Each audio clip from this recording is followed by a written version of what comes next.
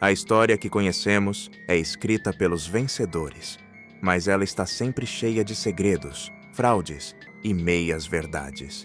E se eu te dissesse que uma das invenções mais incríveis daquela foi uma mentira magistral, que um dos impérios mais imponentes da história era, na verdade, um castelo de cartas prestes a desmoronar?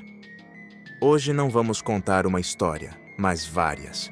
Viajaremos para um tempo onde uma máquina de engrenagens podia humilhar Napoleão, onde um rei viking governava os mares com punho de ferro, um mundo onde a linha entre o gênio e o farsante era tão fina que podia mudar tudo. Prepare-se.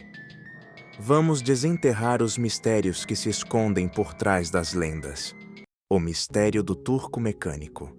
No suntuoso palácio de Schönbrunn, na Viena de 1770, o ar da corte real se encheu de exclamações de espanto. Diante do olhar atônito da imperatriz Maria Teresa e de seus convidados, um autômato misterioso surgiu. Vestido com um turbante e luxuosas túnicas otomanas, ele executava seu primeiro movimento de xadrez contra um oponente humano. A figura, em tamanho natural e com a aparência de um feiticeiro oriental, sentava-se atrás de um volumoso móvel de madeira encimado por um tabuleiro. Com o zumbido metálico de um mecanismo de relojoaria, a mão de madeira do autômato se ergueu. Pegou um peão. Avançou pelo tabuleiro. Dava a nítida impressão de que pensava por si mesmo. Aquela máquina incrível estava destinada a se tornar uma lenda. Nas décadas seguintes, ela derrotaria algumas das mentes mais brilhantes da época, incluindo figuras do porte de Benjamin Franklin e Napoleão Bonaparte. Por mais de 80 anos, este invento percorreu a Europa e a América, assombrando o público como o primeiro robô enxadrista do mundo. No entanto, por trás do assombro e dos aplausos, escondia-se um dos enganos mais elaborados e fascinantes da história. Esta é a crônica do turco mecânico. O que foi, quem o construiu, como funcionava e de que maneira logrou enganar o mundo. Mas antes de desvendar seus segredos, é crucial entender uma coisa. Esta máquina não foi uma simples fraude. Sua existência, como se descobriria mais tarde, inspiraria diretamente a criação do primeiro computador mecânico. Ela acendeu a faísca que nos levaria à era da informação. À primeira vista, o turco mecânico parecia um autômato de complexidade sem precedentes, capaz de jogar partidas de forma autônoma.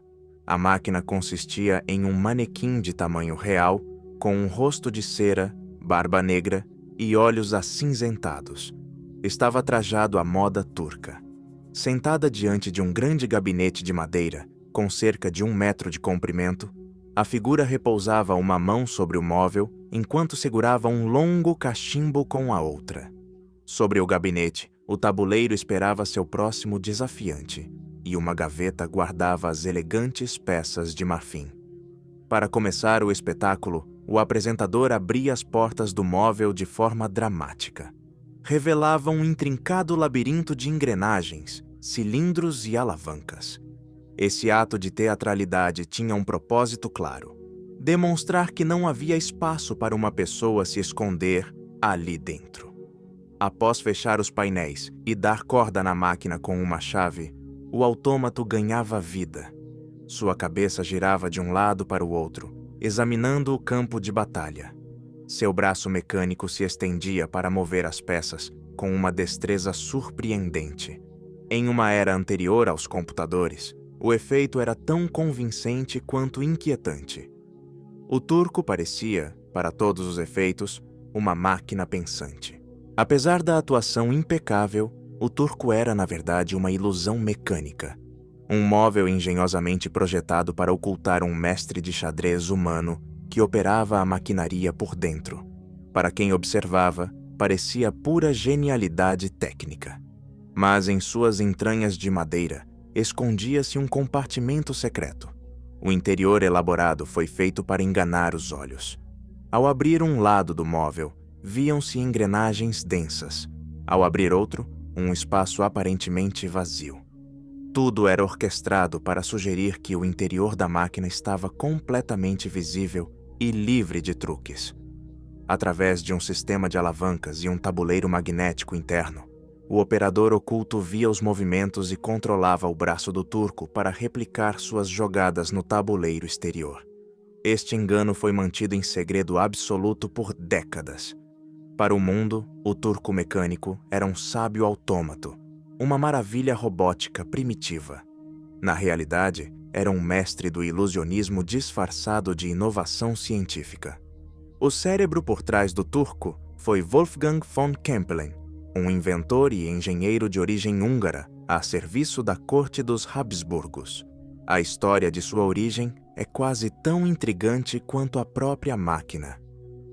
Tudo começou em 1769, quando Kempelen assistiu a um show de mágica na corte da Imperatriz Maria Teresa. Pouco impressionado pelas ilusões de um prestidigitador francês, Kempelen proclamou audazmente que poderia criar algo muito mais assombroso. Com essa promessa, e um prazo de 6 meses, ele retornou em 1770 com seu extraordinário autômato. Batizado oficialmente como o jogador de xadrez autômato, o público logo o apelidou de O Turco, por sua aparência exótica. A demonstração inicial de Kempelen foi uma sensação absoluta. No grande salão do Palácio de Schönbrunn, ele revelou sua criação e convidou os nobres para o desafio. Após mostrar o mecanismo e dar corda, a partida começou. O autômato não apenas realizava movimentos legais, mas o fazia com uma lógica decisiva e inteligente.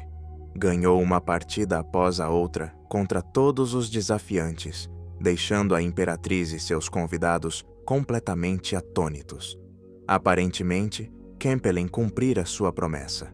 Criara uma máquina que parecia pensar por si mesma e que capturava perfeitamente o fascínio do iluminismo por autômatos e curiosidades intelectuais. No entanto, Kempelen, um funcionário respeitado, não tinha intenção de ser um artista de feira. Considerava o turco uma simples curiosidade, não a obra de sua vida. Após o impacto inicial, desmantelou a máquina e a guardou, tratando-a como um truque de salão que já cumprira seu papel. Foi apenas anos mais tarde, após a morte de Maria Teresa, que o nobre húngaro se viu pressionado a ressuscitar seu autômato. O filho da imperatriz, o imperador José II, ouvira falar da maravilhosa máquina e solicitou que fosse restaurada para entreter dignitários estrangeiros. Atendendo ao desejo do imperador, Kempelen reconstruiu o turco mecânico e embarcou em uma turnê pela Europa na década de 1780, assumindo, a contragosto, o papel de mestre itinerante de espetáculos. Já em turnê, o turco mecânico provou ser um sucesso estrondoso. Ele viajou por toda a Europa, deixando um rastro de oponentes derrotados e plateias maravilhadas. Em 1783, Kempelen levou o autômato a Paris, onde causou um grande alvoroço na elite intelectual francesa. Foi ali que um dos fundadores da América, Benjamin Franklin, sentou-se diante daquela figura inescrutável. Franklin, um ávido entusiasta do xadrez que na época servia como embaixador dos Estados Unidos, ficou fascinado pela destreza da máquina enquanto era derrotado sem qualquer esforço aparente. Pouco depois, o maior enxadrista daquele período, François-André Philidor, também desafiou o turco. Philidor conseguiu vencer a máquina em uma partida célebre em 1793, mas mesmo ele declarou que fora um dos jogos mais difíceis que já enfrentara. O fato de o autômato colocar em apuros um mestre do calibre de Philidor apenas aumentou o misticismo em torno da invenção. Talvez o encontro mais famoso tenha ocorrido em 1809, quando Napoleão Bonaparte, já imperador dos franceses, organizou uma partida contra o turco no mesmo palácio de Schönbrunn, onde a máquina debutara. O confronto tornou-se lendário. Um Napoleão intrigado sentou-se para jogar, e, para testar os limites do autômato, decidiu trapacear. Em um de seus primeiros movimentos, fez deliberadamente uma jogada ilegal. O turco, imperturbável, reagiu devolvendo calmamente a peça de Napoleão à posição original. Divertido, o imperador tentou uma segunda trapaça. Desta vez, o autômato removeu a peça de Napoleão do tabuleiro completamente. Quando Napoleão tentou um terceiro movimento proibido, o turco varreu o tabuleiro dramaticamente com o braço, derrubando todas as peças no chão em uma clara demonstração de irritação mecânica. Napoleão, surpreso, soltou uma gargalhada diante da personalidade assertiva da máquina. Em seguida, jogou limpo, e após 19 movimentos, inclinou seu rei em sinal de rendição. Esta anedota, real ou adornada pelo tempo, resume o apelo teatral do turco. Ele havia se tornado uma celebridade por direito próprio. Após a partida de Wolfgang von Kempelen, em 1804, a propriedade do autômato passou para um músico e empresário bávaro chamado Johann Maelzel. Maelzel, conhecido por inventar o metrônomo, viu um enorme potencial comercial na figura e a levou para novas turnês extensas, primeiro pela Europa e depois para os Estados Unidos. Sob a gestão de Maelzel, o turco continuou sua sequência de vitórias e, em 1826, foi apresentado ao público americano, que ficou igualmente enfeitiçado por uma máquina capaz de superar a mente humana.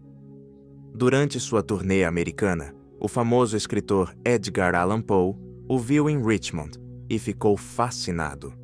Em 1836, Poe escreveu o ensaio O Jogador de Xadrez de Maelzel, onde analisava o funcionamento da máquina e deduzia com brilhantismo que um ser humano deveria estar oculto ali dentro.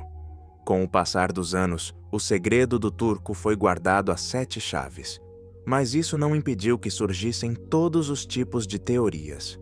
Alguns sugeriram que um macaco treinado operava a máquina. Outros diziam que grandes figuras da época, desejosas de um jogo anônimo, se escondiam em seu interior. A imagem de Frederico, o Grande, rei da Prússia, enfiado no gabinete para uma partida incógnita, é certamente peculiar.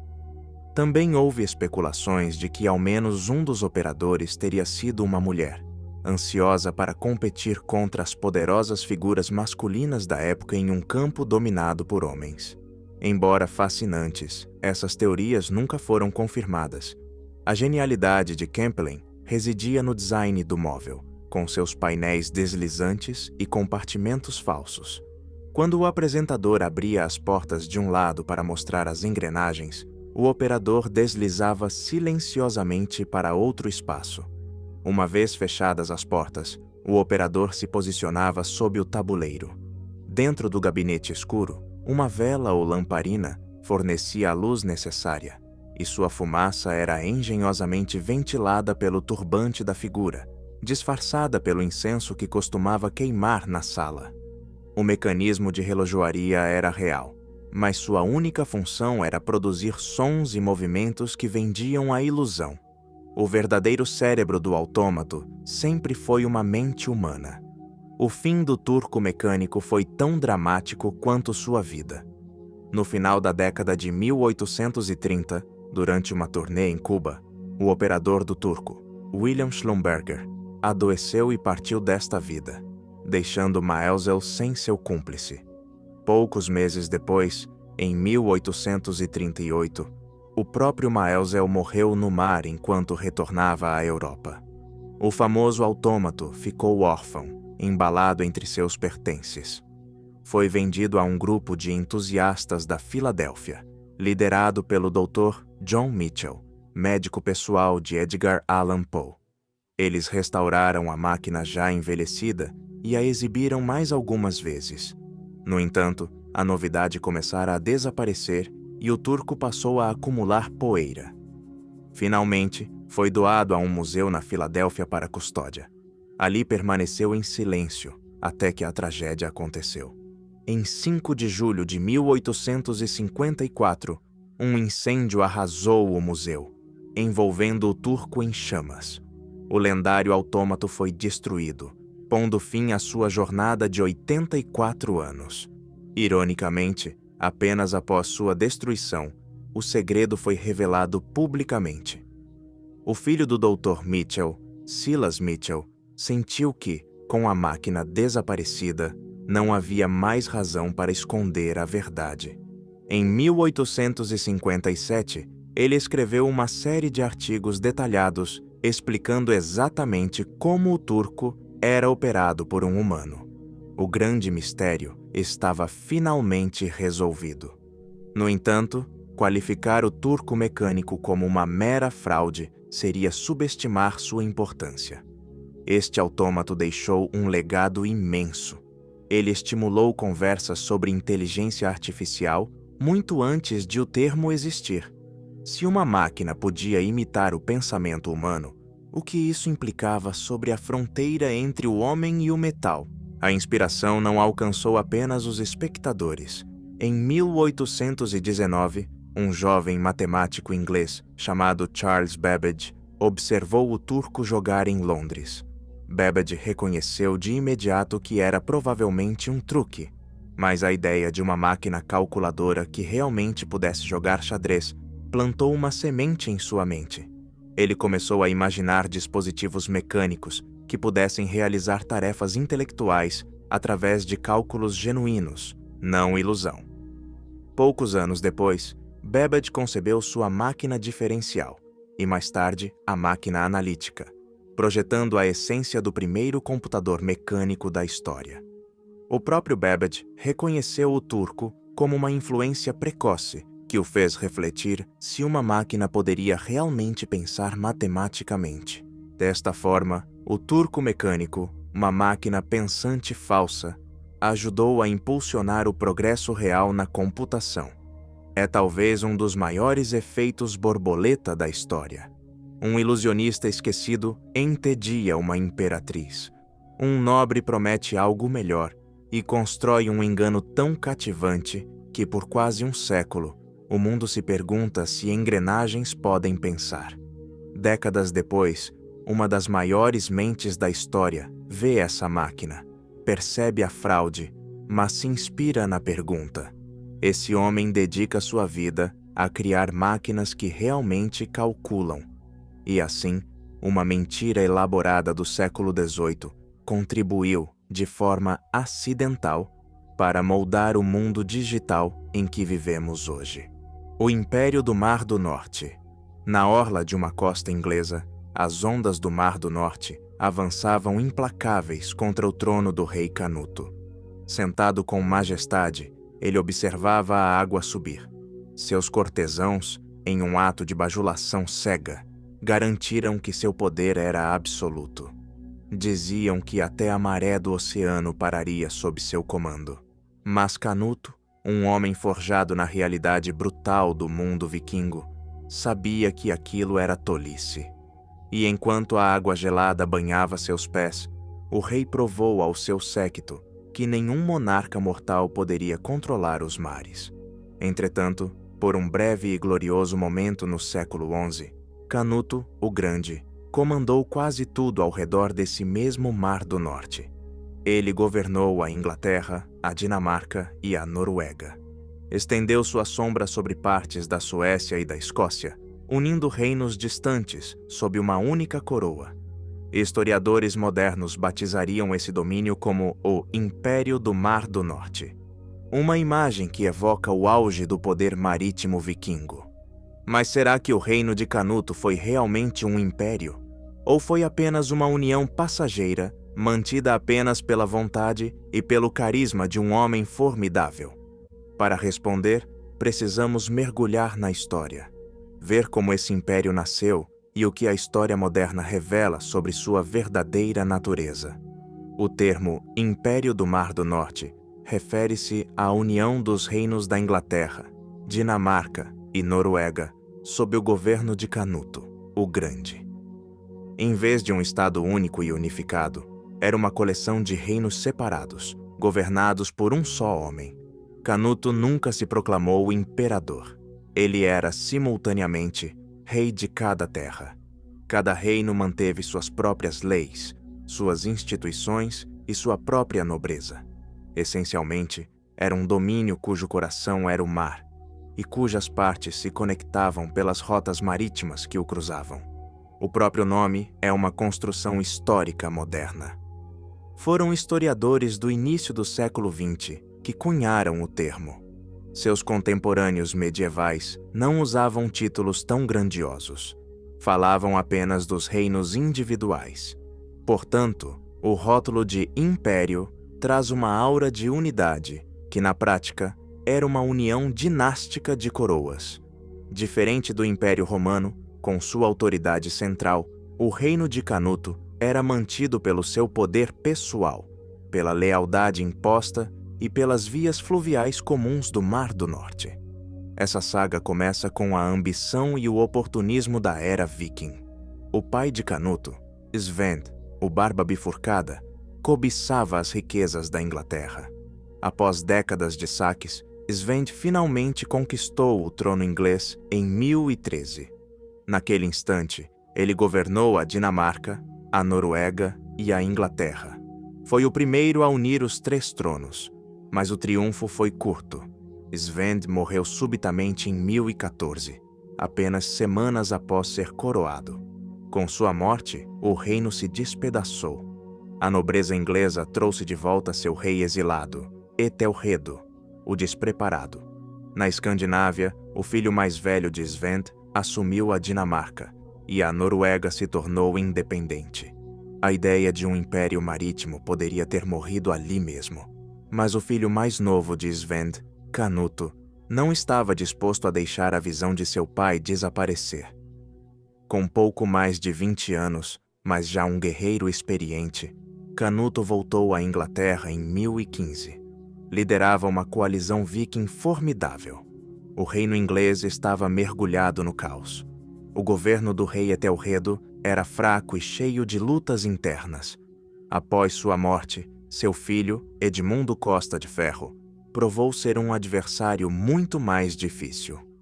Após batalhas brutais, culminando no confronto feroz de Assandun em 1016, Canuto derrotou as forças de Edmundo. Os rivais exaustos assinaram um tratado para dividir o reino. Canuto ficaria com o norte e Edmundo com o sul. Mas o destino interveio novamente. No fim de 1016, Edmundo morreu de repente. Canuto tornou-se o rei incontestável de toda a Inglaterra. No dia de Natal de 1016, ele foi coroado em Londres. Um conquistador viking sentava-se no trono inglês. Diferente de seu pai, seu reinado não duraria semanas, mas décadas. Com o trono seguro, Canuto agiu com uma astúcia política formidável. Eliminou nobres que se opunham a ele, mas recompensou generosamente seus aliados. Para fortalecer sua legitimidade, casou-se em 1017 com Emma da Normandia, a viúva do rei Ethelredo. Essa aliança o conectava à antiga linhagem real e neutralizava a ameaça normanda. Ao mesmo tempo, garantia a lealdade de seu exército pagando somas enormes através do imposto conhecido como Danegeld. Em 1018, com o reino pacificado e dinamarqueses e anglo-saxões unidos sob seu governo, Canuto era reconhecido como o soberano absoluto. Graças à sua riqueza e gestão eficiente, a Inglaterra tornou-se a joia da coroa de seu domínio. Ele governava frequentemente de Winchester, cercado por conselheiros experientes. A Inglaterra era, agora, a base sólida de seu poder. Enquanto isso, os ventos na Escandinávia sopravam a seu favor. Seu irmão mais velho, o rei Harald da Dinamarca, morreu sem herdeiros em 1018. Como filho sobrevivente de Sven Barba Bifurcada, Canuto reclamou o trono dinamarquês e navegou para assumir a coroa em 1019. Houve pouca oposição. A nobreza aceitou o novo rei, atraída por sua imensa riqueza e por seu exército forjado em batalhas, financiado pelo tesouro inglês. Agora, Canuto portava 2 coroas. Com a Dinamarca segura e a Suécia contida, ele voltou sua atenção para a Noruega. era o terceiro pilar do seu domínio no Mar do Norte. A Noruega era governada por Olaf II, um rei que se tornava cada vez mais impopular entre seus próprios nobres. Em 1028, Canuto reuniu uma frota massiva de 50 navios e partiu para o ataque. Olaf, incapaz de enfrentar tal ofensiva, viu seu apoio derreter. Assim que Canuto desembarcou na costa norueguesa, os chefes locais juraram lealdade imediata. Olaf fugiu para o exílio. Sem quase derramar sangue, Canuto foi aclamado rei, adicionando a terceira joia à sua coleção. Em 1028, o império atingiu sua extensão máxima. Inglaterra, Dinamarca e Noruega estavam sob seu comando absoluto. Nos anos seguintes, ele também exerceria influência sobre a Escócia e partes da Suécia. No início da década de 1030, Canuto erguia-se no topo do mundo nórdico como um verdadeiro colosso. Um imperador do norte em tudo, menos no título oficial. Governar um domínio tão vasto e diverso era um equilíbrio delicado. Seus reinos eram separados pelo mar e possuíam culturas, línguas e tradições distintas. Canuto provou ser um governante astuto e muito adaptável. Na Inglaterra, adotou as tradições de governo anglo-saxãs, mantendo o sistema administrativo intacto. Na Dinamarca e na Noruega, governava de forma mais indireta. Nomeava regentes de confiança para atuar em sua ausência enquanto ele residia, principalmente em solo inglês. Seu império funcionava como peças separadas, coordenadas pela vontade de um rei poderoso. Canuto também buscou uma integração maior. Tentou modernizar a economia dinamarquesa, introduzindo a cunhagem de moedas ao estilo inglês. Esperava criar uma unidade monetária que facilitasse o comércio.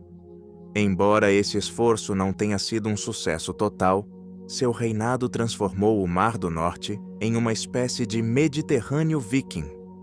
Mercadores viajavam com segurança entre suas terras, inaugurando uma pequena era de ouro de prosperidade e trocas comerciais.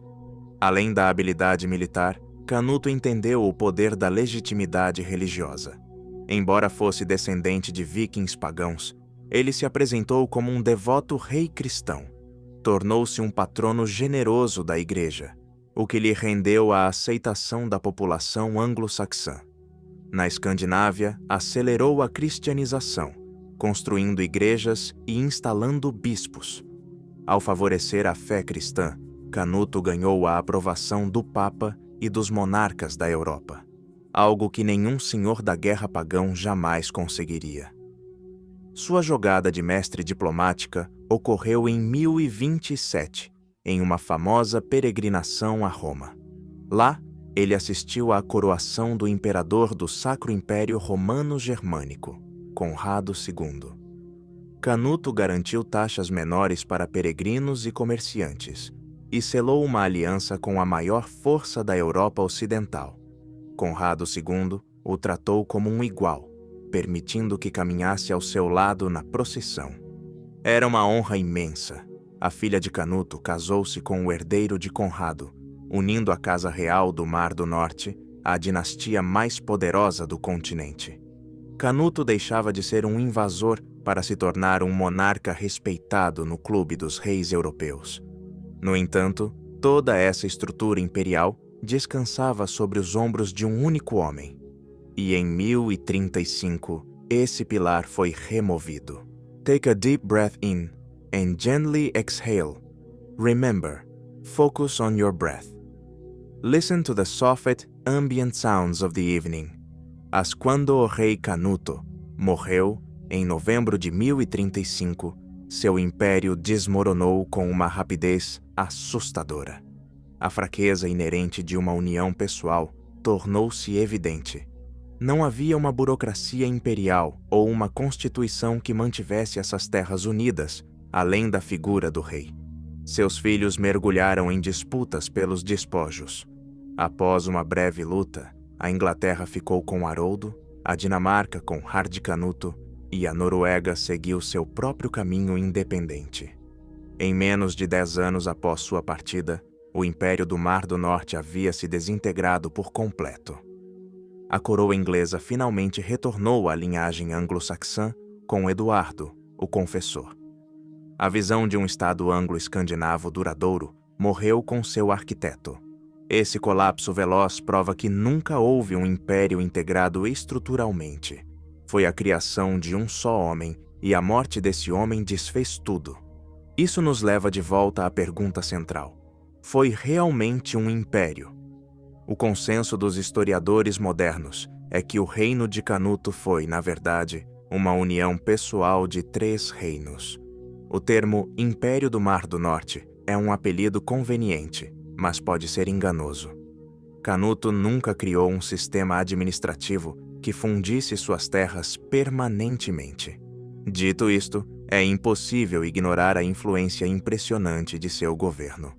Por uma geração, um único homem exerceu soberania da Inglaterra até a borda do Círculo Polar Ártico. Nesse sentido, o domínio de Canuto foi imperial em ambição e alcance geográfico, mesmo sem a estrutura formal de outros impérios. No fim das contas, chamemos de império ou não, o domínio de Canuto, o Grande, foi um feito extraordinário. Representou o auge do poder político da era viking. Foi um momento brilhante em que um governante escandinavo não apenas sentou no trono da Inglaterra, mas dominou todo o norte. Ele forjou um vasto reino marítimo, unido pelas mesmas águas que, como ele bem demonstrou aos seus cortesãos, nenhum homem mortal poderia comandar. They wrap around you. O golpe da Torre Eiffel, Paris, 1925. A cidade-luz fervilhava com a energia frenética dos anos loucos. Após as cicatrizes da Grande Guerra, uma onda de otimismo, arte e excessos percorria suas avenidas. A economia florescia. Os negócios prosperavam. No ar, flutuava a sensação de que tudo era possível. Foi nesse cenário de ambição desbordada e mudança vertiginosa que um homem viu uma oportunidade que ninguém mais ousou imaginar. Uma oportunidade não para construir, mas para vender a alma de ferro de Paris. Na primavera daquele ano, enquanto lia o jornal em um café, um homem elegante e carismático chamado Victor Lustig deparou-se com um pequeno artigo. O texto detalhava os problemas logísticos e os custos astronômicos associados à manutenção da Torre Eiffel.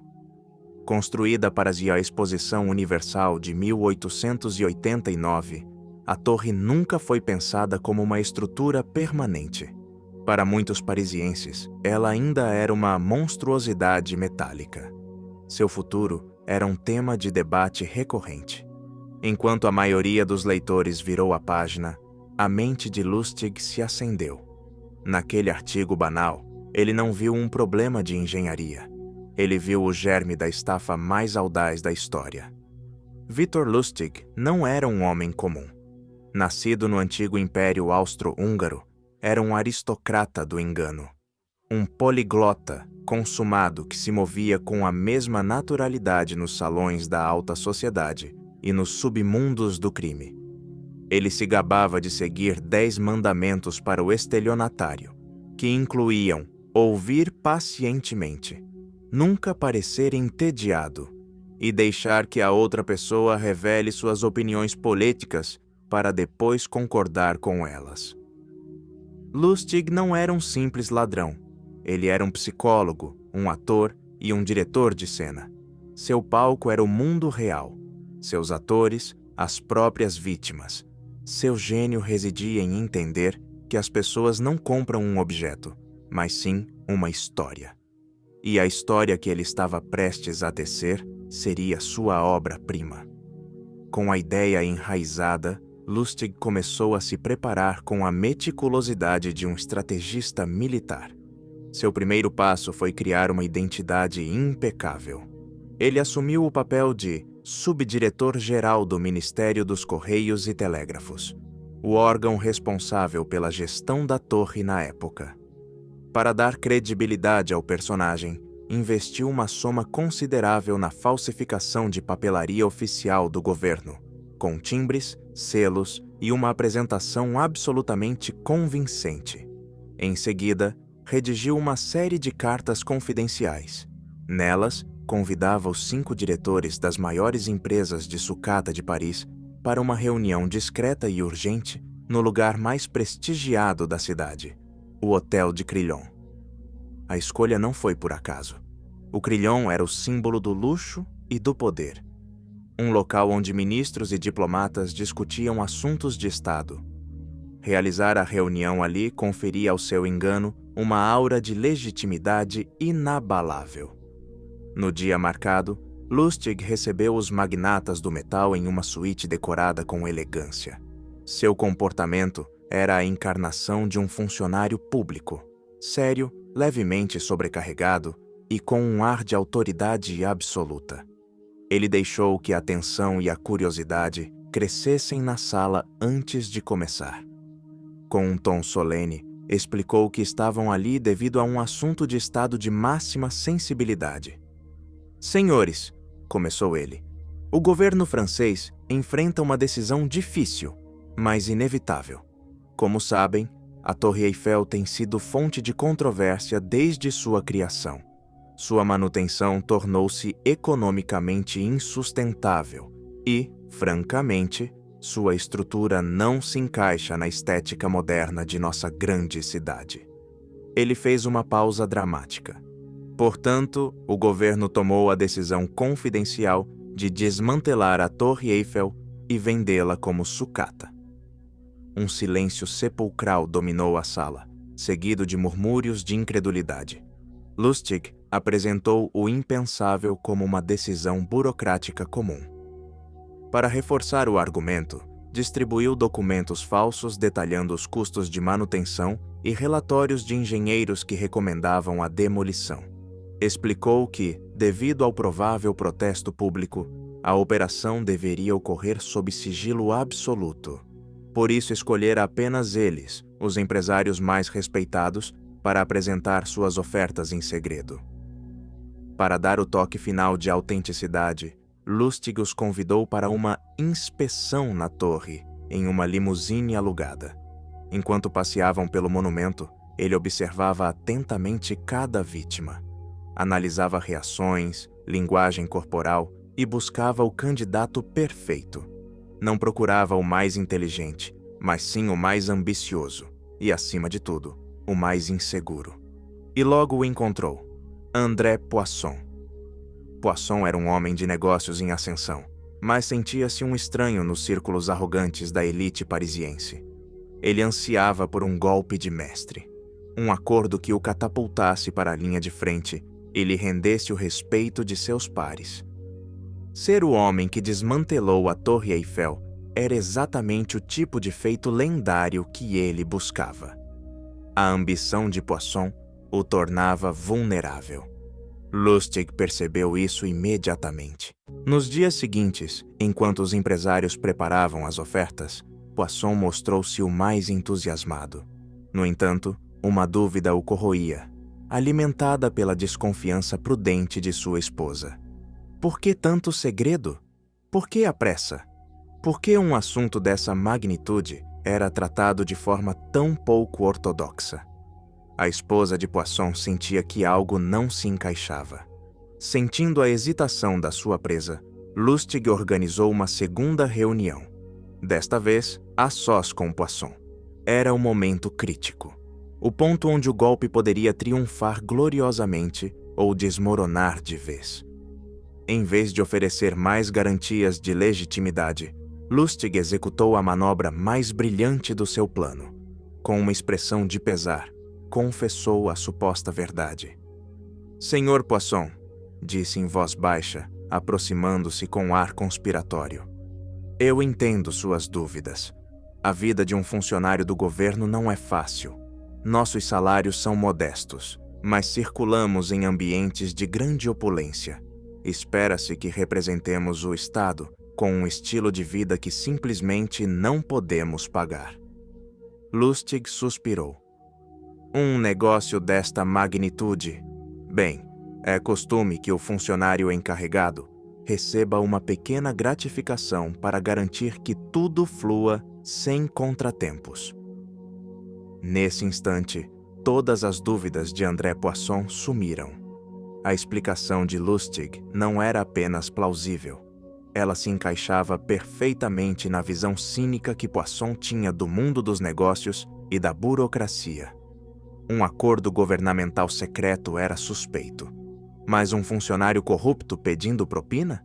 Isso era algo que ele entendia perfeitamente. Parecia real. O pedido de suborno, paradoxalmente, autenticou a fraude inteira. Poisson, aliviado, pagou a Lustig uma propina generosa para azeitar as engrenagens. Logo depois, entregou a oferta final pelo metal da torre, um cheque administrativo de valor astronômico. Em troca, recebeu uma nota fiscal de venda falsa, porém executada com perfeição. Assim que o dinheiro caiu em suas mãos, Victor Lustig e seu cúmplice pegaram o primeiro trem para Viena. Levavam uma mala transbordando francos. Enquanto isso, André Poisson esperava.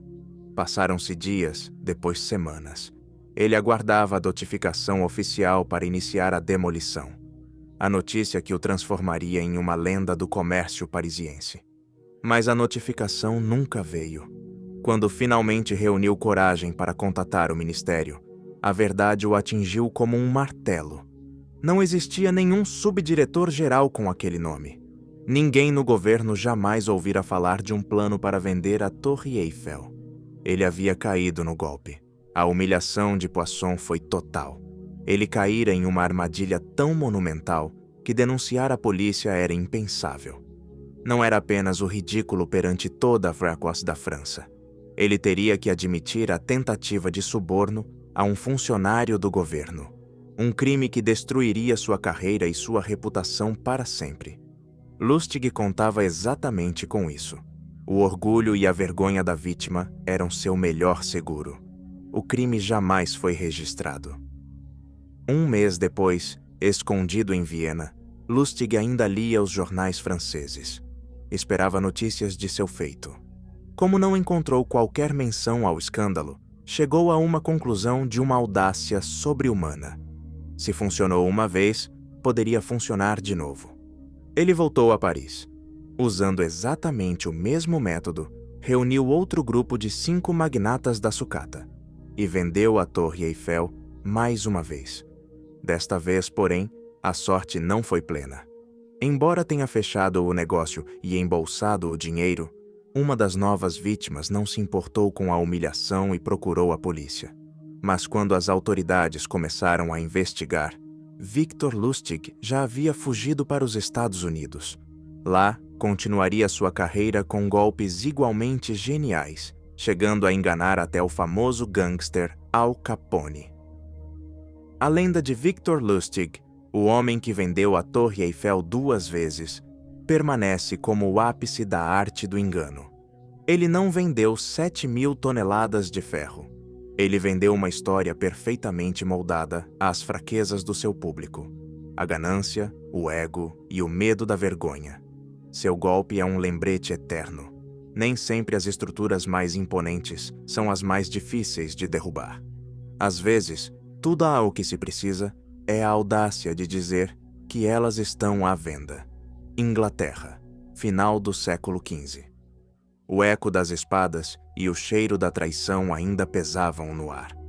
Por 3 décadas, a Guerra das Rosas, uma luta brutal entre as casas de Lancaster e York, sangrou o reino. Deixou para trás um rastro de reis depostos, nobres aniquilados e uma coroa instável que trocava de cabeça no próprio campo de batalha. Em 1485, a Batalha de Bosworth Field pareceu encerrar o conflito. Ricardo III, o último rei da Casa de York, jazia morto na lama. Um novo monarca, Henrique VII, da Casa Tudor, subia ao trono, unindo as rosas vermelha e branca pelo seu casamento com Isabel de York. Mas a paz era frágil, quase uma ilusão. O reinado de Henrique era uma construção delicada sobre um terreno de ressentimento e ambição. Os partidários de York, expulsos do poder, conspiravam nas sombras. Buscavam qualquer rachadura na armadura do novo rei. Sabiam que, para derrubar um soberano, não bastava um exército. Era preciso um símbolo, uma causa legítima encarnada em um herdeiro de sangue real. Em um tempo de incerteza e boatos, onde príncipes sumiam misteriosamente entre os muros de uma torre, a linha entre a verdade e a mentira era perigosamente fina. Foi nesse ninho de intriga e desespero que nasceu uma das conspirações mais estranhas da história inglesa, a rebelião de um falso príncipe. A trama foi orquestrada por Richard Simonds, um padre de Oxford, astuto e iorquista fervoroso. Ele sabia que a maior fraqueza de Henrique VII era a fragilidade do seu direito ao trono. Por isso, seu plano não era apenas erguer armas. Era apresentar um pretendente com uma reivindicação mais forte. Um príncipe perdido que pudesse unificar os descontentes e reclamar a coroa como sua por direito de nascimento. O candidato ideal era Eduardo, conde de Warwick. Ele era o jovem sobrinho dos 2 reis York anteriores. Seu sangue era inegavelmente real. Para muitos, seu direito ao trono era superior ao de Henrique.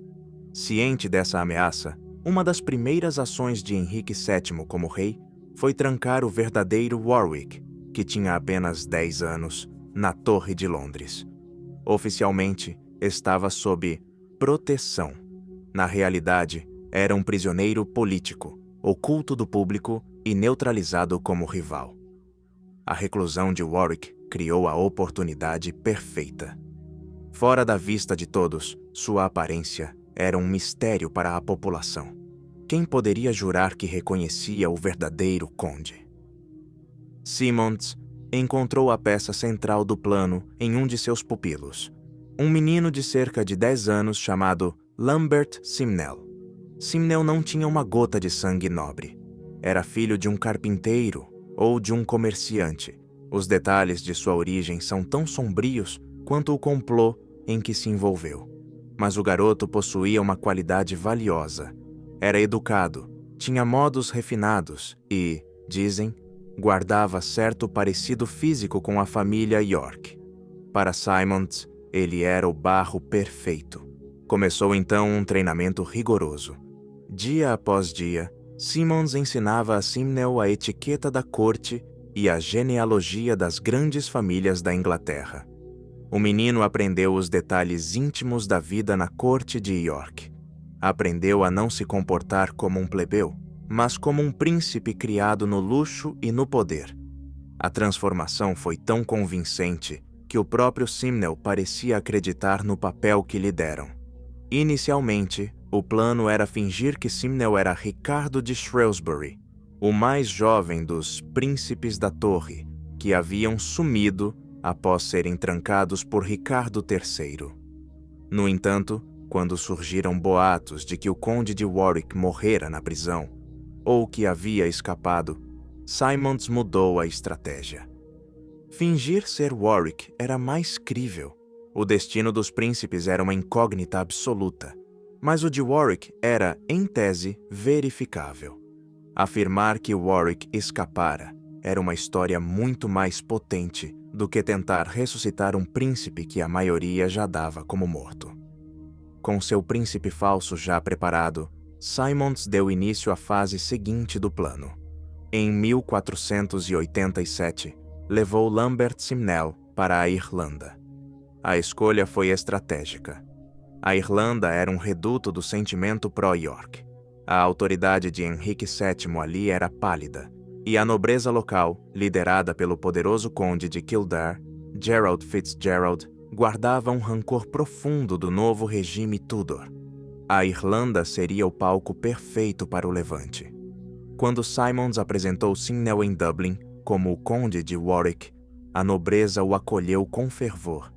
Para eles, era a chance de ouro de desafiar a coroa e restaurar seus antigos senhores. O conde de Kildare aceitou a história do menino, apesar das dúvidas óbvias sobre sua autenticidade. O cálculo político pesava mais que qualquer prova. Com o apoio de Kildare, e da aristocracia anglo-irlandesa, a conspiração ganhou uma legitimidade e uma força militar que Simmons jamais teria reunido sozinho. Em 24 de maio de 1487, na Catedral de Christ Church, em Dublin, ocorreu uma coroação surreal.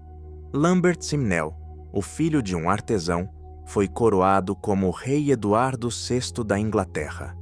Como não havia uma coroa real disponível, usaram um diadema de ouro retirado de uma estátua da Virgem Maria. A notícia correu como fogo. A rebelião deixava de ser um plano secreto para se tornar uma ameaça real ao trono de Henrique VII. O rei Tudor reagiu com firmeza e astúcia. Para desmascarar a farsa, ele retirou o verdadeiro conde de Warwick da Torre de Londres e o fez desfilar pelas ruas da capital. Exibiu o jovem na Catedral de São Paulo para que nobres e plebeus vissem com os próprios olhos que o suposto rei na Irlanda era apenas um impostor. Foi uma jogada de propaganda brilhante. Mas para os conspiradores já era tarde demais para recuar. Eles estavam comprometidos até o fim. A rebelião atraiu um aliado de peso: John de la Pole, o conde de Lincoln. Lincoln, sobrinho de Ricardo III, fora designado pelo falecido rei como seu herdeiro. Ele tinha sua própria pretensão legítima ao trono.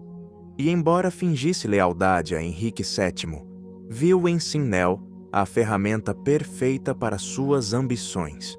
Ele fugiu da corte e uniu-se à causa na Irlanda, trazendo prestígio e experiência de guerra. Mais crucial ainda foi o apoio de Margarida de York, irmã dos antigos reis. De sua corte na Borgonha, ela financiou a revolta com generosidade. Contratou 2.000 mercenários alemães e suíços, veteranos experientes sob o comando de Martin Schwartz. Com esse exército de estrangeiros, tropas irlandesas e nobres no exílio, a invasão da Inglaterra era iminente. Em junho de 1487, a frota rebelde partiu de Dublin e desembarcou em Lancashire, no norte da Inglaterra. Lincoln esperava que milhares de ingleses descontentes se unissem à marcha, mas a resposta foi fria.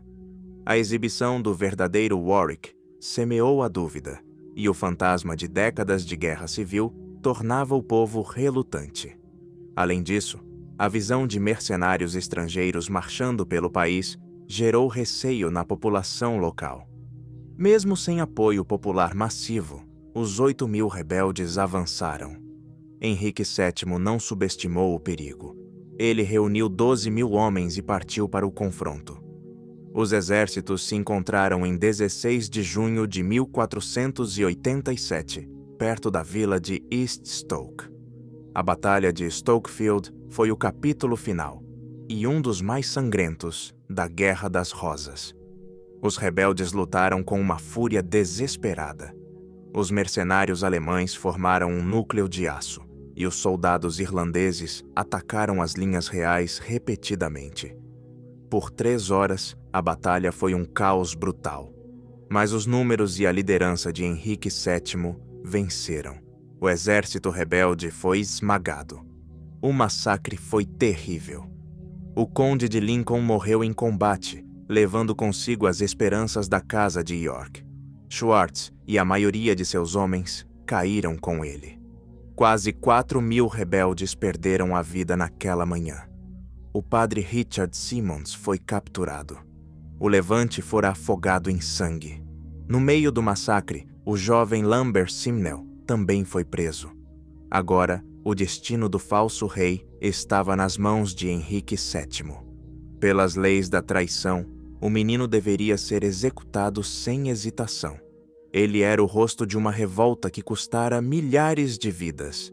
Mas o rei Tudor, em um lampejo de gênio político, escolheu um caminho inesperado. Em vez de criar um mártir, ele decidiu ridicularizar a trama. Viu que Simnel era apenas um joguete nas mãos de homens poderosos. Matar uma criança não mostraria força, mas insegurança. Assim, num ato de clemência calculada, o rei poupou sua vida. O destino do menino coroado foi bizarramente comum. Henrique VII levou-o para a corte e lhe deu um emprego humilde, ajudante nas cozinhas reais. O garoto que usara uma coroa roubada de uma estátua agora passava os dias girando o espeto de carne. Com o tempo, Simnel foi promovido a falcoeiro real. Viveu o resto de seus dias no anonimato, partindo deste mundo de causas naturais muitos anos depois. Seu mentor, Simons, foi condenado à prisão perpétua. Henrique desmantelou a rebelião não só com a espada, mas com o desprezo. Ao perdoar Simnel e dar-lhe um trabalho servil, ele transformou o temível pretendente em uma piada de corredor. Provou que a grande ameaça de York não passava de um ajudante de cozinha. Foi um golpe de mestre que consolidou seu poder melhor do que qualquer carrasco faria. A história de Lambert Simnel ficou como uma lição sobre a loucura da ambição e a astúcia de um rei que soube que, às vezes, o perdão fere muito mais que o machado. O Império de Palmira e a Rainha Zenóbia. No coração do deserto sírio, entre o Mediterrâneo e o rio Eufrates, brilhava uma cidade de luxo quase místico, Palmira. No século III d.C., ela não era apenas um oásis. Era a encruzilhada do mundo antigo. Suas colunas de pedra dourada estendiam-se por quilômetros. Eram os caminhos das caravanas carregadas com as riquezas de 2 mundos: seda da China, especiarias da Índia, incenso da Arábia. Tudo convergia para seus mercados vibrantes. Palmira era uma ponte entre o Oriente e o Ocidente. Uma cidade cosmopolita, próspera e protegida pela sombra, até então estável, do Império Romano. Mas além de seus muros, Roma desmoronava. O século III foi uma era de caos absoluto. Uma crise existencial que ameaçava partir o mundo romano ao meio. Imperadores surgiam e caíam com uma rapidez assustadora. Eram assassinados por suas próprias tropas após reinarem por poucos meses. Hordas bárbaras cruzavam as fronteiras do Reno e do Danúbio, queimando tudo pelo caminho.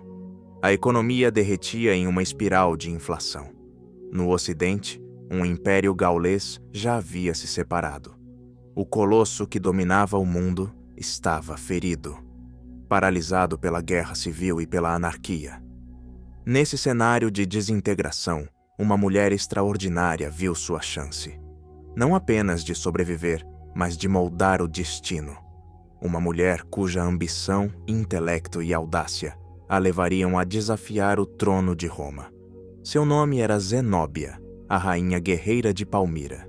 A ascensão da cidade não começou com ela, mas com seu marido, Septímio Odenato.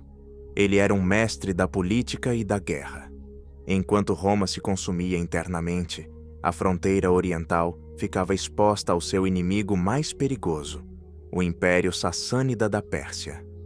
No ano 260, ocorreu uma catástrofe inédita. O imperador romano Valeriano foi derrotado e capturado pelo rei persa Sapor I. Uma humilhação que ecoou por todas as províncias. Nesse vácuo de poder, Odenato tornou-se o escudo de Roma no Oriente. Com seu exército palmireno, composto por arqueiros de elite e catafractos, a temível cavalaria pesada, ele barrou o avanço persa. Chegou a saquear a capital inimiga, Ctesifonte. Em gratidão, o imperador concedeu-lhe títulos sem precedentes. Ele tornou-se o governante de fato de todo o Oriente Romano. Palmira deixava de ser uma cidade cliente para ser a capital de um domínio vasto. Ao seu lado estava Zenóbia. As crônicas a descrevem com uma beleza cativante. Pele morena, olhos negros e penetrantes, uma inteligência formidável. Dizia-se descendente da própria Cleópatra. E, certamente, compartilhava com a rainha egípcia uma ambição sem limites. Ela não era uma mera consorte. Zenóbia caçava, cavalgava e marchava junto aos soldados. Falava vários idiomas e participava ativamente do governo. Era uma sócia no poder, esperando o momento certo. Esse momento chegou em 267. foi súbito, violento. Odenato e seu filho mais velho foram assassinados ao retornarem de uma campanha. As causas do crime continuam um mistério. Alguns culpam disputas familiares. Outros sussurram sobre uma conspiração orquestrada por uma Roma invejosa. Seja como for, Zenóbia agiu com velocidade implacável. Não houve tempo para o luto. Com o herdeiro morto, ela se proclamou regente em nome de seu filho pequeno, Vabalato. Foi uma jogada de mestre. Não tomou o poder para si, mas usou o manto da legitimidade dinástica. Garantiu a lealdade do exército e da nobreza. Dali, consolidou o controle sobre a Síria. Acumulou fortunas, expandiu suas forças. O protetorado de Odenato transformava-se, silenciosamente, no reino pessoal de Zenóbia. A rainha olhava para o mundo e via uma Roma de joelhos, incapaz de proteger suas fronteiras. Seria seu dever apenas manter a ordem para um senhor distante e fraco? Ou seria a oportunidade histórica de criar algo novo? Um império oriental independente que herdasse o legado da civilização. Zenóbia escolheu a ambição. No ano 270, ela lançou seu desafio final. Seu general, Zabdas, liderando 70.000 guerreiros, marchou sobre o Egito. A escolha foi estratégica, mas também simbólica. O Egito era o celeiro do Império Romano. Era o grão que alimentava as massas na capital. Controlar aquela terra não era apenas um golpe econômico brutal. Era o elo de Zenóbia com sua suposta ancestral, Cleópatra. Após uma campanha curta e banhada em sangue, Alexandria caiu. Zenóbia havia arrancado a província mais valiosa das mãos de Roma, mas ela não parou ali. Seus exércitos avançaram para o norte, dominando a Anatólia, na atual Turquia. Em menos de 2 anos, ela forjou um império que ia do Nilo ao Bósforo. O Império Palmireno era uma realidade palpável. Em sua capital, Zenóbia presidia uma corte brilhante. Atraía filósofos, eruditos e artistas. Apresentava-se como a Rainha do Oriente, uma monarca helenística, a verdadeira herdeira de Alexandre, o Grande. O desafio a Roma tornou-se explícito nas moedas. No início, as cunhagens de Palmira mostravam o rosto de seu filho, Vabalato, de um lado, e o do imperador romano do outro. Mas logo a imagem imperial desapareceu. Em seu lugar, surgiu a própria Zenóbia com o título de Augusta, ou Imperatriz. Era uma declaração de independência incontestável. Ela havia traçado uma linha na areia do deserto, e Roma não podia mais ignorar. A resposta veio rápido. No mesmo ano da invasão do Egito, um novo líder assumiu o poder, Lúcio Domício Aureliano.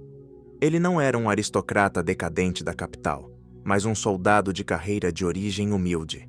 Um general brilhante, enérgico e absolutamente impiedoso. Sua missão autoproclamada era reunificar o Império fraturado. Deu a si mesmo o título de Restitutor Orbis, o restaurador do mundo. E para restaurar o mundo, ele precisava primeiro destruir seus rivais. Após pacificar as fronteiras europeias e esmagar o Império Gaulês, Aureliano voltou seus olhos de águia para o leste. Na primavera de 272, liderando suas legiões veteranas, ele cruzou o Bósforo. A campanha foi fulminante. A Anatólia caiu rapidamente.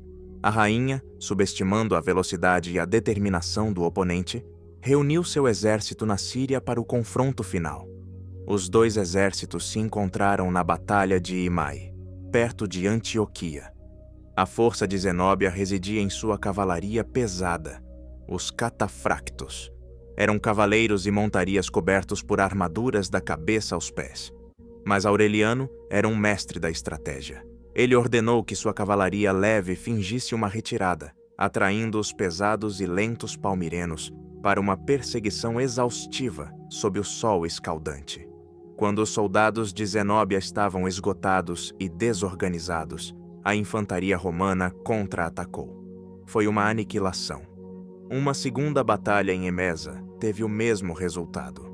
O exército de Zenóbia foi estraçalhado. A rainha, derrotada mas não vencida, recuou para trás das formidáveis muralhas de Palmira, preparando-se para um longo cerco. Ela confiava que as muralhas e a imensidão do deserto desgastariam os romanos. Mas Aureliano era implacável. Suas legiões cercaram a cidade, cortando cada rota de suprimento. O assédio durou meses. Take a deep breath in and gently exhale. Remember, focus on your breath. Listen to the soft, ambient sounds of the evening. Vendo que a situação era desesperadora, Zenóbia tomou uma última e audaz decisão. Sob o manto da noite, ela escapou da cidade montada no dromedário mais veloz que pôde encontrar. Seu plano era atravessar as areias, chegar à Pérsia e convencer os sassânidas a se unirem contra Roma. Era uma corrida contra o relógio, mas os batedores de Aureliano estavam alertas. Uma unidade de cavalaria leve partiu em sua caçada. Eles a alcançaram no exato momento em que ela cruzaria o rio Eufrates rumo à liberdade. A rainha do Oriente foi capturada.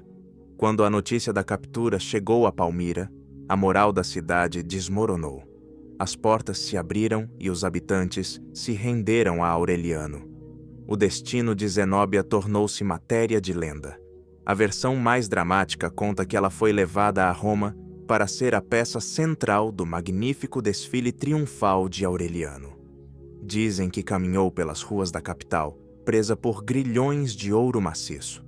Eram tão pesados que ela mal conseguia se manter de pé. Uma exibição humilhante da glória restaurada de Roma. No entanto, outros historiadores oferecem um fim diferente e mais plausível. Dizem que Aureliano, impressionado por sua coragem e inteligência, poupou sua vida. Concedeu a ela uma vila luxuosa em Tivoli, perto de Roma. Lá, ela teria vivido o resto de seus dias como uma nobre romana. Seus filhos, segundo essa versão, casaram-se com a aristocracia local, perpetuando sua linhagem dentro do próprio império que ela tentou desmembrar. Palmira não teve a mesma sorte. Pouco após a partida de Aureliano, a cidade se rebelou novamente. Desta vez, o imperador não mostrou clemência. Ele retornou, tomou a cidade de assalto e permitiu que seus soldados a saqueassem sem piedade. Os templos foram despojados, os muros derrubados e a magnífica cidade foi reduzida a escombros. A era de ouro de Palmira terminava para sempre. O império de Zenóbia durou menos de uma década. Foi um brilho intenso e fugaz na longa história de Roma. Mas seu legado perdura.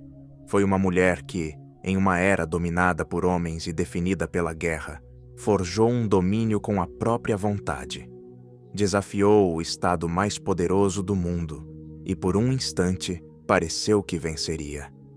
A história da rainha Zenóbia é um lembrete de que, mesmo nos tempos mais sombrios, podem surgir figuras de ambição e grandeza extraordinárias, deixando uma lenda que o tempo jamais conseguirá apagar.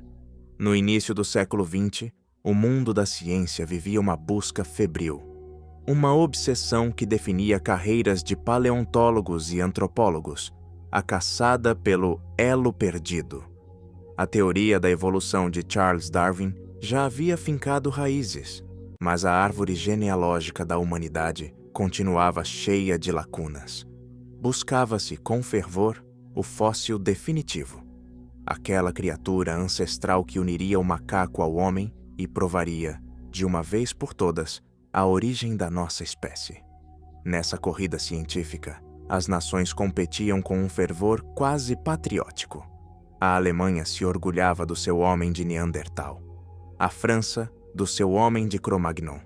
Até na distante ilha de Java, o homem de Java fora desenterrado. Mas a Grã-Bretanha, berço de Darwin e epicentro do pensamento evolucionista, sentia-se vazia, humilhada. Em seu próprio solo, não surgira nenhum ancestral humano importante. Essa ferida no orgulho nacional criou um anseio coletivo. um desejo tão intenso de encontrar seu primeiro britânico, que o terreno ficou pronto não para uma descoberta, mas para um engano. A história dessa farsa começa em um lugar improvável.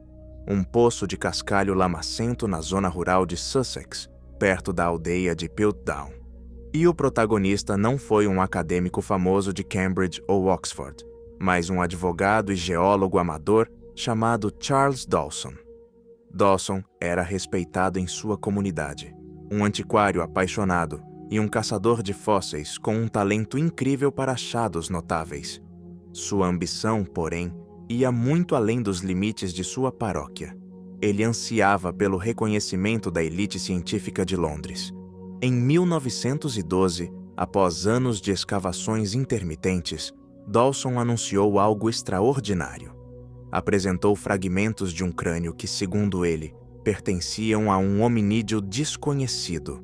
O crânio tinha um formato surpreendentemente moderno, sugerindo um cérebro grande e desenvolvido. Mas o achado mais desconcertante veio depois. Uma mandíbula, encontrada na mesma camada geológica, que era claramente simiesca. Tinha as características de um chimpanzé ou orangotango, exceto por um detalhe crucial. Os molares apresentavam um desgaste plano, típico de humanos, em vez do desgaste afiado dos macacos. Around You. A combinação era, ao mesmo tempo, estranha e perfeita. Um crânio humanoide com mandíbula de primata. Era, literalmente, a encarnação do elo perdido que todos procuravam. Dawson levou os achados à maior autoridade do país, Arthur Smith Woodward, eminente paleontólogo do Museu de História Natural de Londres. Woodward, um homem de ciência rigoroso, mas imerso nas teorias da época, ficou fascinado. A criatura de Piltdown encaixava perfeitamente na teoria britânica, a de que o desenvolvimento do cérebro fora o primeiro passo da evolução humana, precedendo a modernização de outras partes do corpo. Juntos, Dawson e Woodward continuaram as buscas, ocasionalmente acompanhados pelo jovem padre e paleontólogo Pierre Teilhard de Chardin. Logo, surgiram novos achados que pareciam confirmar a descoberta. O mais significativo foi um dente canino, também simiesco, que se ajustava à mandíbula. O quebra-cabeça parecia completo. Em 18 de dezembro de 1912, numa reunião solene da Sociedade Geológica de Londres, Smith Woodward apresentou ao mundo o Euanthropus dawsoni, o Homem da Alvorada de Dawson. A notícia foi uma sensação internacional. A Grã-Bretanha finalmente encontrara seu ancestral, um ser que vivera há 500 mil de anos nas brumas da pré-história inglesa. O Homem de Piltdown foi aclamado como o maior achado paleoantropológico do século. Livros foram escritos, réplicas foram expostas em museus de todo o mundo, e a reputação de Charles Dawson foi imortalizada. Para dar mais intriga à história, o célebre criador de Sherlock Holmes, Sir Arthur Conan Doyle, que morava perto de Piltdown e amava fósseis, visitou o local várias vezes. A ironia de que o mestre da dedução lógica estivesse tão perto de uma fraude monumental não passaria despercebida pelas gerações futuras. Apesar do entusiasmo geral, nem todos estavam convencidos. Desde o início, cientistas dos Estados Unidos e da França expressaram dúvidas sérias. Como uma mandíbula tão primitiva poderia pertencer a um crânio tão avançado? O encaixe era anatomicamente improvável. O desgaste dos dentes parecia artificial. No entanto, essas objeções foram ignoradas com arrogância pela elite científica britânica. O Homem de Piltdown era a descoberta deles, e eles o defenderam com um fervor quase dogmático. Para silenciar os céticos, em 1915, Dawson anunciou a descoberta de um segundo local, apenas 3 quilômetros do primeiro. Ali surgiram mais fragmentos de crânio e outro molar, confirmando tudo. Este Piltdown 2 parecia ser o checkmate. Qualquer dúvida restante foi varrida pela conveniência dessa nova evidência. Um ano depois, em 1916, Charles Dawson partiu, levando consigo qualquer segredo que pudesse guardar. Durante as 4 décadas seguintes, o homem de Piltdown ocupou um lugar de honra nos livros. Ele se tornou um pilar fundamental, ainda que problemático, para entender nossas origens. Novas descobertas de ancestrais na África e na Ásia, como os australopitecos, mostravam um padrão evolutivo bem diferente. Eram seres que andavam eretos muito antes do cérebro expandir.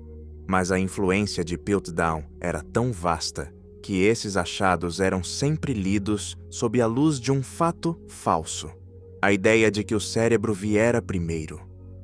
O golpe não era apenas uma curiosidade. Era um muro barrando o progresso científico, desviando o curso das pesquisas por quase meio século. O princípio do fim chegou em 1949. A ciência havia desenvolvido ferramentas que os descobridores originais jamais imaginaram.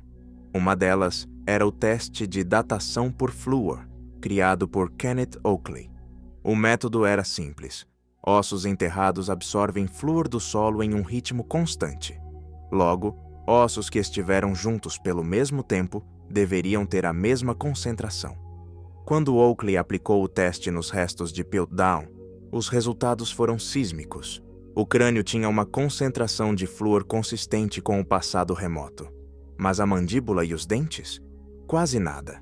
Eram sem dúvida modernos. O crânio e a mandíbula não pertenciam ao mesmo ser, nem à mesma era. A base de tudo desmoronou. O homem de Piltdown não era um ancestral, era uma quimera. Uma montagem artificial de ossos de tempos diferentes. Essa revelação disparou uma investigação minuciosa em 1953. O que os cientistas descobriram sob as lentes do microscópio foi a anatomia sombria de um engano deliberado e meticuloso. O crânio, embora antigo, pertencia a um ser humano medieval, com não mais de 600 anos. A mandíbula era de um orangotango moderno. Os ossos não foram apenas escolhidos, foram modificados com uma destreza assustadora. Os dentes haviam sido desgastados com uma lixa metálica para simular o uso humano. As marcas da ferramenta eram nítidas. Para dar a aparência de antiguidade e fazer as cores baterem, o falsificador tingiu as peças com sais de ferro e soluções químicas que imitavam a mineralização natural. Até as ferramentas encontradas no local eram falsas. Um estranho osso esculpido era, na verdade, um fêmur de elefante pré-histórico, cortado com uma faca de aço moderna. O golpe não foi um erro, mas uma obra de arte do engano. Exigiu paciência e um conhecimento profundo de geologia e química. Em 19 de novembro de 1953, o Museu de História Natural de Londres anunciou oficialmente: o homem de Piltdown era uma farsa deliberada. A notícia abalou o mundo. O achado que deu orgulho a uma nação por 40 anos era, agora, sua maior vergonha científica. A pergunta inevitável surgiu: quem fez isso? O principal suspeito, claro, era Charles Dawson. Ele estava presente em cada descoberta. Tinha a ambição, o conhecimento e a oportunidade. A maioria dos historiadores hoje acredita que Dawson foi o arquiteto solitário do plano. Um homem desesperado por fama que decidiu fabricar o que a natureza se recusava a lhe dar. Mas outras teorias surgiram. Alguns apontaram para seu jovem ajudante, Teilhard de Chardin, embora ele seja visto mais como outra vítima. Outros sugeriram que foi uma vingança de um colega de museu, Martin Hinton, contra seus superiores. Até Sir Arthur Conan Doyle foi citado, talvez querendo ridicularizar os cientistas materialistas, mas nada foi provado. O mistério do autor definitivo continua sem solução. O legado do homem de Piltdown é profundo. É a história de como o desejo de acreditar, o orgulho nacional e a ambição podem cegar as mentes mais brilhantes. Ele desviou o estudo da nossa evolução por décadas e ficou como uma lição brutal sobre a importância do rigor e do ceticismo. Tornou-se o maior conto de advertência da ciência. Um lembrete de que os piores monstros nem sempre estão no passado remoto. Às vezes, eles se escondem dentro do coração humano. O breve império de Alexandre, o grande a história está repleta de impérios forjados em sangue e ferro, construídos por gerações de conquistas pacientes, consolidados por burocracias implacáveis. Eles se expandem como manchas de óleo, lentos, metódicos e inexoráveis. Mas de vez em quando, a história testemunha algo diferente. Um império que não se expande, mas explode. Uma onda de conquistas tão rápida, tão vasta e tão ligada à vontade de um só homem que desafia as leis da política e da guerra. Este foi o Império de Alexandre, o Grande. Em pouco mais de uma década, um jovem rei de um reino periférico partiu de casa com um pequeno exército. Ele esmagou o maior império que o mundo já vira, das costas da Grécia às planícies da Índia, dos desertos do Egito às montanhas do Afeganistão. Seu nome tornou-se sinônimo de vitória. Criou um domínio que abraçava 3 continentes e unia dezenas de povos sob uma única autoridade, a dele. No entanto, este colosso, erguido na velocidade da espada, provou ser tão frágil quanto o último suspiro de seu criador. Após sua morte repentina, o maior império do mundo se desintegrou quase da noite para o dia. Foi devorado pela ambição dos mesmos homens que o ajudaram a construir. Sua saga levanta uma questão fundamental. Foi um império real, uma nova estrutura mundial duradoura? Ou apenas a sombra fugaz de um homem extraordinário, uma anomalia histórica tão brilhante quanto efêmera? A história de Alexandre começa com seu pai, Filipe II da Macedônia. Ele foi o arquiteto do poder macedônio. Herdou um reino atrasado e dividido, cercado por inimigos. Transformou-o na maior potência militar da Grécia. Criou um exército profissional formidável. Aperfeiçoou a falange macedônia e a armou com a sarissa, uma lança de quase 6 metros que tornava suas tropas um muro de aço impenetrável. Com essa força, submeteu as orgulhosas cidades gregas e sonhou com um objetivo maior: uma guerra de vingança contra o odiado Império Persa. Filipe preparou o palco, forjou a arma e escreveu o primeiro ato, mas não viveu para ver o resto da obra. Em 336 a.C., no casamento da própria filha, foi assassinado por um guarda-costas. No caos que se seguiu, Alexandre, com 20 anos, agiu com a velocidade e a crueldade que definiriam seu reinado. Eliminou rivais ao trono, garantiu a lealdade das tropas, esmagou a rebelião grega, arrasando a cidade de Tebas como um aviso brutal para o resto do mundo. Em meses, o jovem rei garantiu o legado do pai. A conquista da Pérsia era, agora, sua própria obsessão. Na primavera de 334 a.C., Alexandre cruzou o Helesponto rumo à Ásia Menor, com 40.000 homens.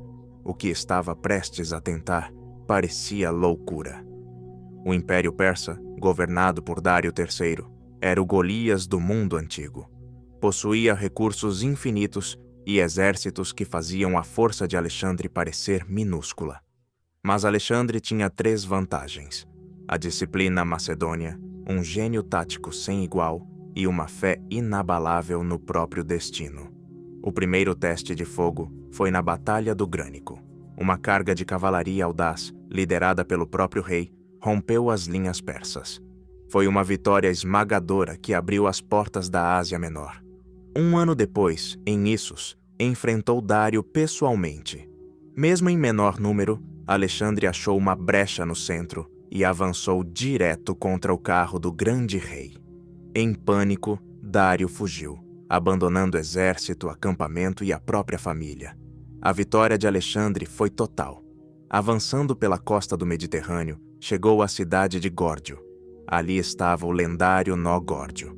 A profecia dizia: quem o desatasse governaria toda a Ásia. Após tentar por um momento, Alexandre, impaciente, sacou a espada e o cortou com um só golpe. O gesto era a metáfora perfeita de seu método. Diante de problemas complexos, ele criava suas próprias soluções, diretas e brutais. Sua conquista o levou ao Egito, onde foi recebido como libertador. Os sacerdotes o proclamaram filho de Amon, legitimando-o como faraó. Ali, fundou a primeira e mais famosa de suas cidades, Alexandria. O destino dela era ser o farol intelectual e cultural do mundo por séculos. Com o Egito seguro, Alexandre marchou para o coração da Pérsia. Em 331 a.C., nas planícies de Gaugamela, os dois impérios se enfrentaram pela última vez. Dário reuniu uma força gigantesca, com elefantes e carros de foice. Mas o gênio de Alexandre superou tudo. Usando uma formação oblíqua e uma carga cirúrgica, abriu caminho e atacou Dário novamente. O grande rei fugiu outra vez. O poder persa estava destruído para sempre. Dário foi morto pouco depois por seus próprios generais. Alexandre proclamou-se seu sucessor. Perseguiu os assassinos e deu ao antigo inimigo um funeral de estado. Ele não se via como um simples destruidor, mas como o herdeiro legítimo da dinastia persa. Aqui, a história dá um giro fascinante. Seu objetivo não era apenas o domínio grego sobre um povo submisso. Ele queria fundir as culturas da Grécia e da Pérsia, criar um novo império cosmopolita. Para horror de seus veteranos, Alexandre adotou costumes persas. Usou as túnicas reais, adotou o cerimonial da corte e exigiu a prossinese, o ato de se prostrar que os gregos reservavam apenas aos deuses. Para selar essa união, organizou em Susa um casamento em massa. Obrigou 10.000 soldados a casarem com mulheres persas. Ele mesmo casou-se com a filha de Dário. Fomentou a troca cultural, recrutou jovens persas e planejou uma elite mista. Essa política, embora visionária, gerou um profundo ressentimento entre seus homens. Eles viam seu rei se tornando bárbaro e esquecendo suas raízes. Mas a ambição de Alexandre não conhecia limites. Ele acreditava que seu destino era o fim do mundo. Após garantir a Pérsia, embarcou em uma campanha brutal pela Ásia Central. Hoje, Afeganistão e Uzbequistão. Fundou mais cidades. Por fim, cruzou o Hindu Kush e entrou na Índia. No ano 326 a.C., na Batalha do Hidaspes, ele encontrou seu rival mais duro, o rei Porus e seus temíveis elefantes de guerra. Foi um combate magistral, travado sob chuvas de monção. Alexandre conseguiu cercar e vencer o exército indiano, mas o custo foi insuportável. Seus homens, marchando há 8 anos por milhares de quilômetros, chegaram ao limite absoluto de sua resistência. Quando Alexandre anunciou a intenção de avançar ainda mais, rumo ao rio Ganges, o exército parou. Nas margens do rio Hífasis, os veteranos exaustos se amotinaram. Eles estavam com saudades de casa e apavorados com lendas sobre exércitos ainda maiores. Pela primeira vez na vida, a vontade de Alexandre foi quebrada. Furioso, ele se trancou em sua tenda por 3 dias, mas teve que ceder. A jornada para o fim do mundo terminava ali. Ele ordenou o retorno. A volta foi um desastre absoluto. Ele dividiu as forças, enviou parte pelo mar e liderou o restante pelo deserto de Gedrósia. Milhares de soldados pereceram de sede e fadiga em uma das marchas mais cruéis da história militar. Em 324 a.C., ele finalmente alcançou a Babilônia, a cidade escolhida para ser a capital de seu novo mundo. Mesmo desgastado, sua mente fervilhava com planos de conquistar a Arábia, navegar pela África e erguer novas frotas. Estava no topo do poder aos 32 anos, mas em junho de 323 a.C., após um banquete, a febre o derrubou. Por 10 dias, seu corpo, que resistira a tantas feridas de guerra, foi consumido. Sem fala, Ele viu seus generais desfilarem diante de seu leito para o último adeus. Ao ser questionado sobre quem herdaria o trono, ele teria sussurrado: Toi Kratis toi, ao mais forte. Logo depois, o conquistador do mundo mergulhou no silêncio eterno. A partida de Alexandre deixou o império sem rumo. Não havia herdeiro adulto ou plano sucessório. O império era a própria extensão de sua alma. Sem ele, nada se mantinha. O ao mais forte tornou-se uma profecia de sangue. Imediatamente, seus generais iniciaram uma disputa brutal pelo poder. Foram 40 anos de guerra civil ininterrupta. A linhagem de Alexandre foi apagada. Seu irmão, sua mãe, sua esposa Rorschana e seu filho foram todos eliminados. Os generais retalharam o domínio como abutres sobre restos mortais. Ptolomeu tomou o Egito. Seleuco ficou com a Pérsia. O sonho da unidade ruiu em reinos que lutariam entre si por gerações. O império político durou apenas o tempo de seu último suspiro. Foi um fracasso? Se olharmos para a política, a resposta é sim.